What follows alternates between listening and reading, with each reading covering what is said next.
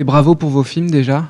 Je sais que faire des films de fin d'études, c'est pas un truc, c'est pas facile. On n'a pas toujours des conditions de travail qui sont évidentes. Et puis le gros avantage, c'est qu'on a beaucoup de liberté et ça s'est vu dans vos films, je trouve.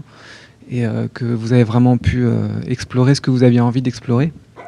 Et ce que j'ai beaucoup aimé déjà aussi, c'était la liberté graphique que vous aviez. Dans le deuxième film, j'aimais beaucoup justement cette liberté graphique que vous avez osé prendre dans.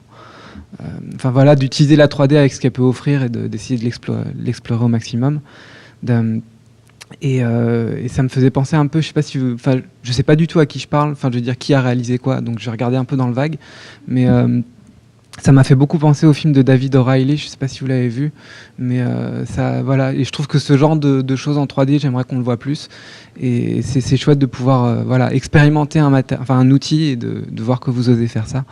Et le premier film aussi me faisait penser, alors j'ai cherché le nom du réalisateur, je le retrouvais plus, mais c'est un vieux de la vieille qui avait fait un film qui était à Annecy il y a 2 ans, c'était sur un sacrifice, je crois que ça s'appelait Le Printemps, ce film. C'était un très beau film qui me faisait beaucoup penser à ce film-là, avec la métaphore justement du passage de l'hiver au printemps. Et voilà, et ce dernier film que je trouvais aussi, je trouve ça toujours intéressant d'avoir des aspects graphiques et des manières de raconter très différentes. Là, cette espèce d'avoir presque ces images fixes, un peu comme Chris Marker pouvait le faire. Mais j'espère que vous allez continuer justement dans la voie du court-métrage, parce que je sais qu'en France, on a vraiment cette chance de pouvoir faire des courts-métrages. Et là, j'ai vraiment la chance de pouvoir aller un peu aux États-Unis et de découvrir un peu comment fonctionne l'industrie là-bas.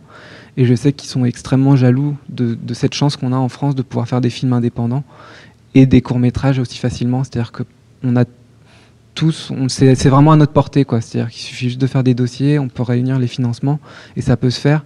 Et on a tous justement l'opportunité de faire des films avec ce qu'on vient de voir ici, justement des partis pris graphiques forts, des partis pris narratifs forts. Et voilà, je pense qu'il faut que vous puissiez en profiter.